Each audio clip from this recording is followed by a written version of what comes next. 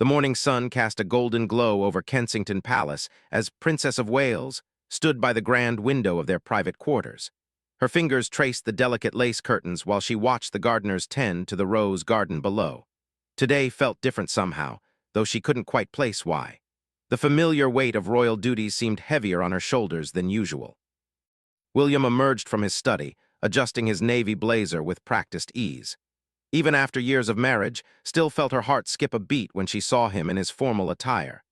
There was something about the way he carried himself that reminded her of their early courtship days at university, when he was just William Wales, not the future King of England.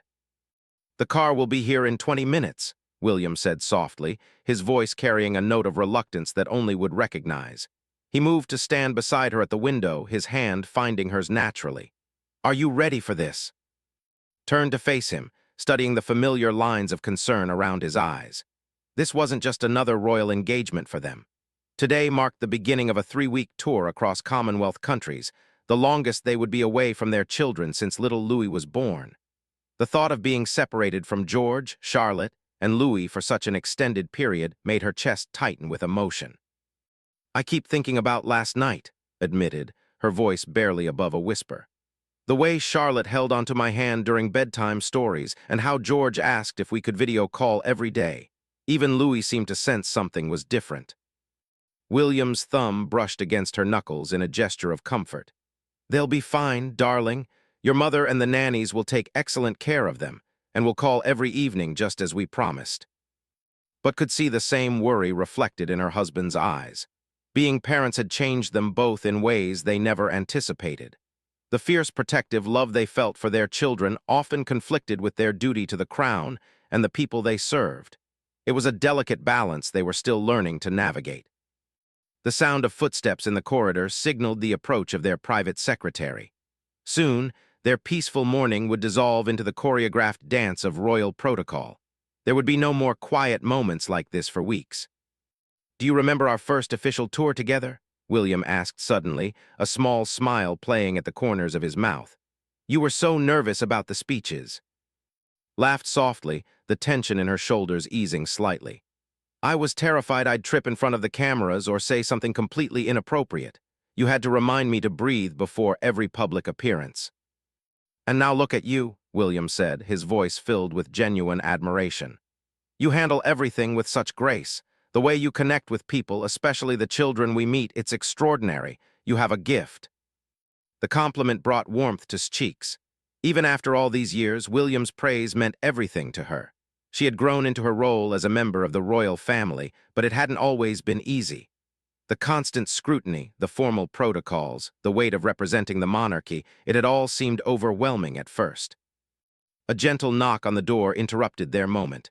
"Your Royal Highnesses, the vehicles are approaching," came the voice of their private secretary. William exchanged a look that spoke volumes. In a few minutes, they would step outside and become the Duke and Duchess of Cambridge in the public eye, smiling and waving for the cameras. But right now, they were simply a married couple about to embark on a journey that would take them far from their children. Moved to the dresser where 3 handmade cards lay waiting. George had drawn a picture of the family with stick figures and a wonky house. Charlotte had written, "I love you, Mummy and Daddy," in her careful 7-year-old handwriting, complete with heart stickers. Louis had contributed his own artistic interpretation with colorful scribbles that somehow managed to convey pure love. "I want to take these with us," said, carefully placing the cards in her handbag. William nodded, understanding completely. These simple tokens would be their connection to home during the long days ahead. They would remind them why their work mattered, why representing the crown and strengthening Commonwealth ties was worth the sacrifice of time away from their family. The sound of car engines grew louder outside. Their convoy was ready, complete with security details and staff members who would ensure every moment of their tour ran according to plan. The next few weeks would be filled with state dinners, charity visits, cultural ceremonies, and countless handshakes with dignitaries and members of the public. Took one last look around their private sitting room. The family photos on the mantelpiece, the comfortable sofa where they watched television with the children, the chess set William had given her for their anniversary. Everything that made this space theirs would remain here while they fulfilled their royal obligations thousands of miles away. "We should go," William said gently, offering her his arm in the formal manner that had become second nature to them both. As they walked toward the door, felt the familiar transformation beginning. Her posture straightened, her smile became more composed, and she mentally prepared herself for the performance that royal life required. But underneath it all, she remained the woman who had fallen in love with a university student named William, the mother who had kissed her children goodnight just hours before, the person who still sometimes felt amazed by the extraordinary life she now lived. The grand entrance hall of Kensington Palace echoed with the measured footsteps of William, and as they descended the marble staircase, the morning light streaming through the tall windows created patterns on the polished floor, and found herself focusing on these small details to calm her nerves. At the bottom of the stairs, their senior staff waited in a neat line, each person playing their vital role in the complex machinery of royal life. "Good morning, Your Royal Highnesses," their private secretary greeted them with a respectful bow. "The Prime Minister's office has confirmed the final schedule changes, and the High Commissioner in Australia sends his regards." William acknowledged the update with a nod while smoothed down her elegant cream-colored coat. She had chosen her outfit carefully for the departure, knowing that every detail would be photographed and analyzed by fashion magazines around the world. But more importantly, she wanted to look dignified and confident as they began this important diplomatic mission. The heavy oak doors of the palace swung open, revealing the courtyard where their official car waited. The morning air was crisp, carrying the scent of autumn leaves from the surrounding gardens. Could see the familiar faces of their security team, men and women who had protected their family for years and whom she had come to trust completely. As they stepped outside, the reality of their departure hit her fully. This wasn't just another day trip to a local charity or a quick visit to a nearby school. They were about to board a plane that would take them to the other side of the world, away from everything familiar and comfortable. The car door was held open by their protection officer, a kind man who had been with them since their early married years. "Safe travels, Your Royal Highnesses," he said quietly, his words carrying more warmth than protocol usually allowed. "Thank you, James," replied, her voice soft with genuine appreciation. These people weren't just staff members to her and William. They were the ones who helped make their unusual life possible, who worked tirelessly behind the scenes to ensure every royal engagement ran smoothly. Inside the car, William reached for his hand again. The vehicle began to move slowly through the palace gates and found herself looking back at the building that had become their London home. Somewhere inside those walls, their children were probably having breakfast, unaware that their parents were already on their way to the airport. "I called them before we left," William said, as if reading her thoughts. "George was excited about showing his grandfather the new model plane we built together. Charlotte wanted to know if we'd bring her back a kangaroo from Australia." Laughed despite her emotional state. Their daughter's innocent requests always managed to lighten even the most serious moments. "And what did you tell her about the kangaroo?" "That we'd see what we could do," William replied with a grin. "Though I suspect the quarantine regulations might pose a small problem." The journey to the airport passed quickly, the familiar streets of London flowing past their windows. Watched ordinary people going about their daily lives, walking to work, waiting at bus stops, buying coffee from street vendors. Sometimes she their anonymity, their freedom to move through the world without constant scrutiny. At airport, their plane waited on a private section of tarmac. The sight of the aircraft, painted in the distinctive colors of the Royal Air Force, made the reality of their journey undeniable. This wasn't one of the massive commercial jets that most travelers used. This was a flying office, equipped with everything they would need for the long flight ahead, including secure communication systems that would keep them connected to Palace and Downing Street throughout their journey. The airport officials who greeted them were formal but friendly, well-practiced in the protocol required for royal departures. Had met many of them before during previous trips, and she always made an effort to remember their names and ask about their families. It was a small gesture, but one that seemed to matter to people. As they walked across the tarmac toward their plane, felt William's hand brush against hers. It was the briefest of contacts, almost imperceptible to any observer, but it spoke volumes about their connection. In public, they maintained the dignified reserve that royal protocol demanded, but these tiny gestures reminded them both that underneath the formal exterior, they remained a couple deeply in love. The aircraft crew welcomed them aboard with professional courtesy. Had flown on this particular plane many times before, but she still felt a moment of awe at its impressive interior. The cabin was configured like a luxurious office and lounge, with comfortable seating areas, a conference table for meetings, and private quarters where they could rest during the long flight. Their staff members settled into their designated seats, immediately pulling out laptops and documents to begin preparing for the packed schedule that awaited them in Australia. Admired their dedication, knowing that these men and women had their own families and lives that they were leaving behind for this tour. "Would you like some tea before takeoff, Your Royal Highness?" asked one of the cabin crew members. "That would be lovely, thank you," replied, settling into her seat by the window. She could see ground crew members making final preparations for departure, each person focused on their specific responsibilities in the complex process of getting a royal flight airborne. William sat beside her, already reviewing briefing papers for their first engagement in Sydney. Knew he was nervous too, though he hid it well. Leading a major royal tour was an enormous responsibility, and they both felt the weight of representing not just the monarchy, but the entire United Kingdom on the international stage. The pilot's voice came over the intercom, announcing their expected flight time and weather conditions. In a few minutes, they would be airborne, beginning a journey that would take them through multiple time zones and across vast oceans. Closed her eyes for a moment, trying to center herself for the weeks ahead. When she opened them again, she found William watching her with concern. "Penny, for your thoughts?" he asked quietly. "Just thinking about how far we've come," replied. "From those early days when you were trying to convince me that royal life wouldn't be too overwhelming." William's expression softened, and now I know it's even more overwhelming than I imagined," said with a slight smile, "but also more meaningful than I ever expected." The engines of the aircraft hummed to life, and felt the familiar sensation of movement as they began taxiing toward the runway. She pressed her face closer to the small window, watching the British countryside fade into the distance below. The patchwork of green fields and winding rivers looked like a painting from this height, peaceful and timeless. William had set aside his briefing papers and was now looking out his own window with a thoughtful expression. "Do you remember our first flight together as an engaged couple?" he asked suddenly. His mind traveled back to that nervous excitement of their early relationship. "When we went to visit your grandmother in Scotland, I was so worried about saying the right thing, doing everything properly." "You were perfect," William said, turning to face her. "Though I still laugh when I think about how you practiced your curtsy in our hotel room the night before." The memory brought a genuine smile to his face.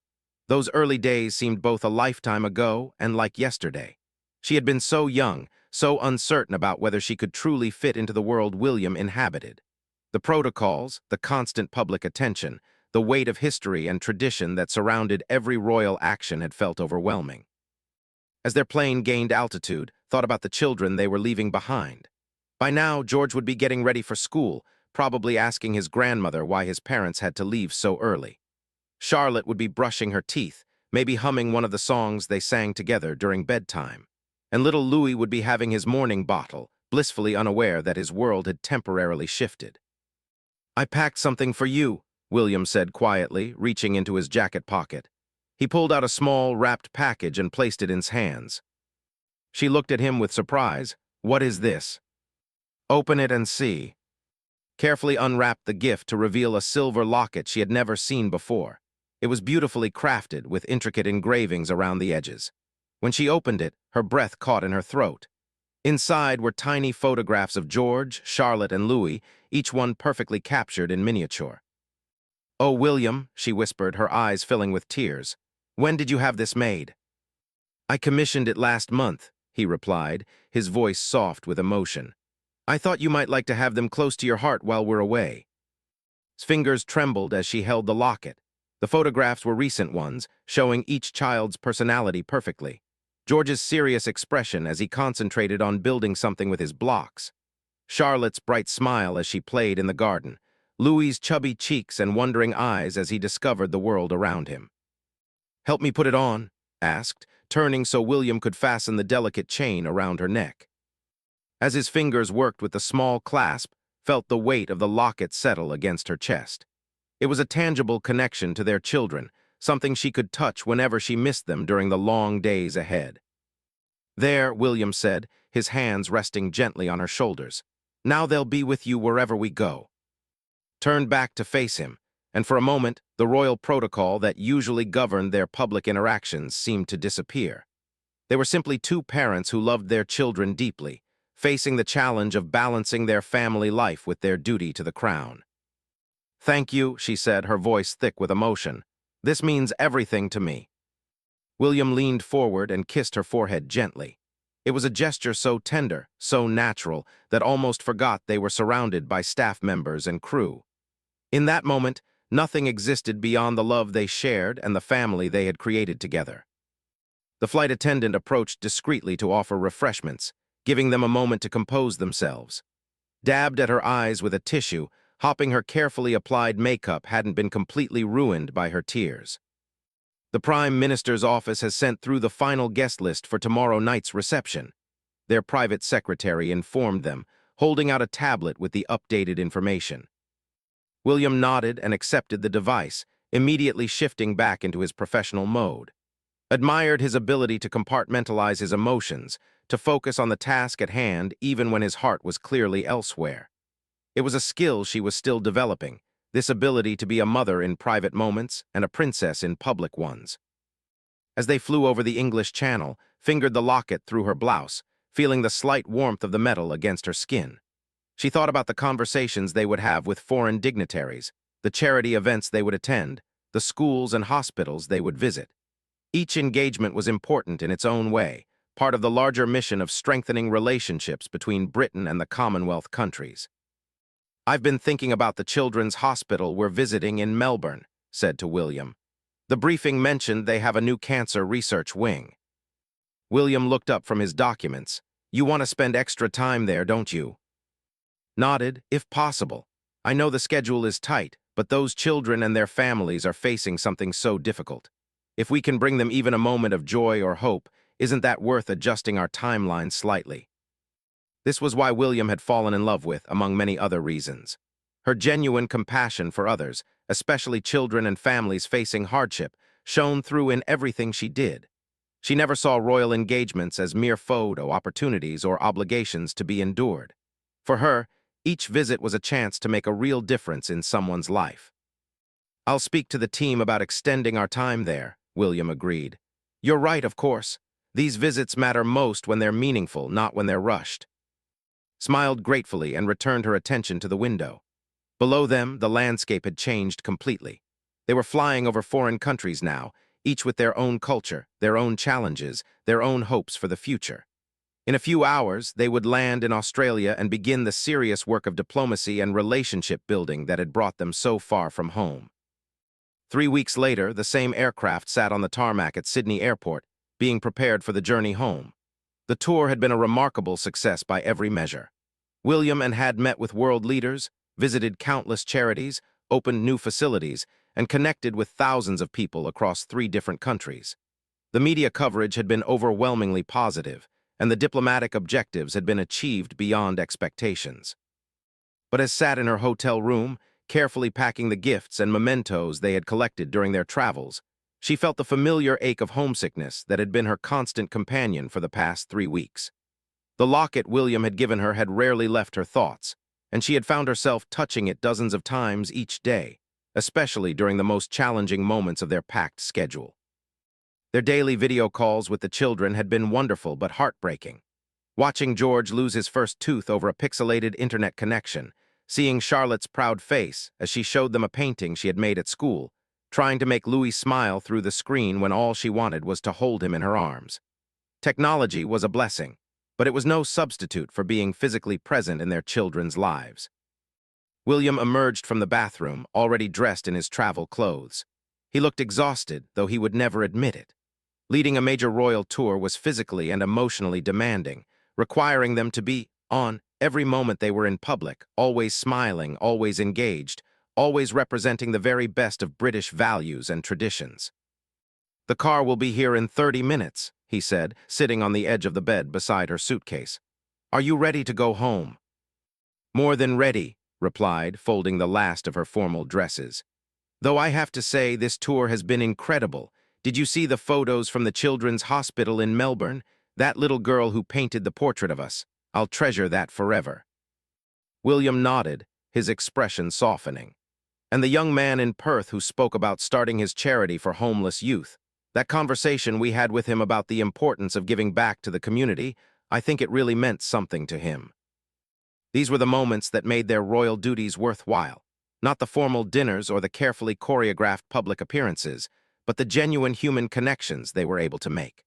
The mother in the Sydney suburb who had started a support group for families dealing with mental health challenges. The elderly Aboriginal elder who had shared stories of his culture and heritage. The young student in Brisbane who dreamed of becoming a doctor to help people in remote communities. His phone buzzed with an incoming video call. The children's faces appeared on the screen, all three of them crowded together in what looked like the kitchen at Kensington Palace. "Mummy, Daddy," Charlotte's voice came through clearly, followed by George's more serious greeting and Louis's delighted babbling. "Hello, my darlings," said, her heart swelling at the sight of their faces. "We're coming home today. We'll be there when you wake up tomorrow morning." "Will you bring us presents?" George asked with a practical directness that adored. "We might have found a few things," William said with a smile, leaning into the frame so all three children could see him clearly. "Daddy, I learned to ride my bike without training wheels," Charlotte announced proudly. "Granny helped me practice every day." Felt a pang of sadness that she had missed this milestone, but she kept her voice bright and encouraging. "That's wonderful, sweetheart. I can't wait to see you ride it." "Mama," Louis said suddenly, his small hand reaching toward the screen as if he could touch her face through the phone. The simple word, spoken with such longing, nearly broke composure. She pressed her hand to the locket at her throat, feeling the presence of their photographs against her skin.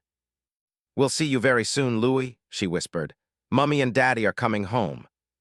After they ended the call, and William sat in comfortable silence for a few minutes, the hotel room suddenly felt sterile and impersonal after seeing their children's faces. All the luxury accommodations and five-star service in the world couldn't compare to the warmth of their own home. "I keep thinking about what you said on the plane," William said suddenly, "about finding meaning in all of this." Looked at him questioningly. "I think I understand it better now," he continued. "The work we do, the people we meet, the relationships we help build between countries, it's all important. But it's also about the example we set for George, Charlotte, and Louis, showing them that service to others, dedication to something bigger than yourself, that these things matter."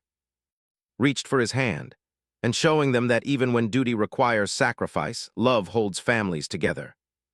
The drive to the airport was quiet, both of them lost in their own thoughts.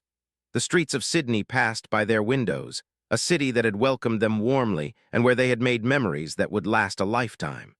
But's mind was already racing ahead to home, to the moment when she would walk through their front door and see her children's faces light up with joy. At the airport, the formal farewell ceremony was brief but meaningful. The Australian officials who had hosted them for the past week expressed their gratitude for the visit and invited them to return soon. Smiled and made all the appropriate responses, but part of her was already on the plane, already flying home. Once they were airborne and the sign was turned off, immediately pulled out her phone to look at the photos they had taken during their tour. William leaned over to see them too, and together they relived some of the most special moments from their journey. "Look at this one," said, showing him a picture of them visiting a school in rural Australia.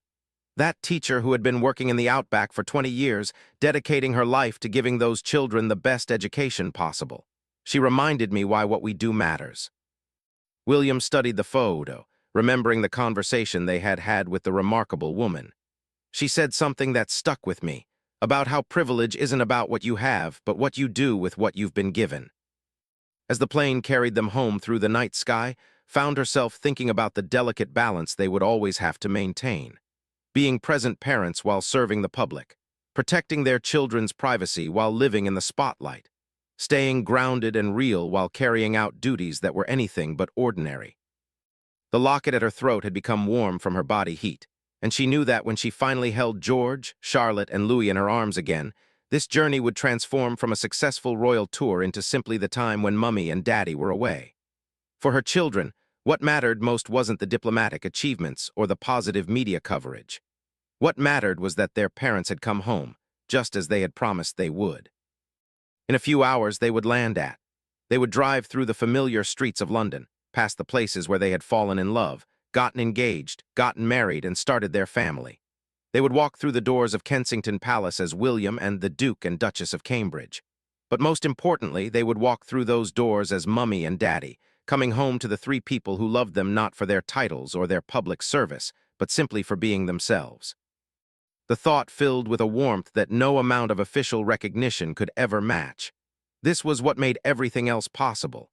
This love, this family, this home they had created together in the midst of an extraordinary life.